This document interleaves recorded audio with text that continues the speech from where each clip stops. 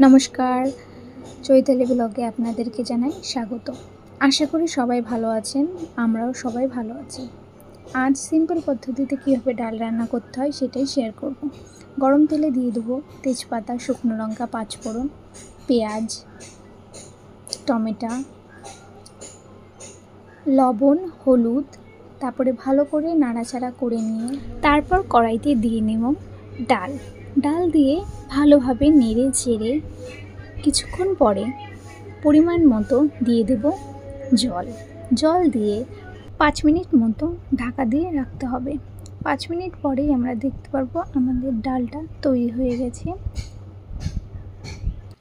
এইভাবে আপনারা রান্না করে দেখবেন। ভিডিওটা যদি ভালো লাগে তাহলে একটা লাইক, চ্যানেলটাকে সাবস্ক্রাইব করে দেবেন। ধন্যবাদ। রাধে রাধে।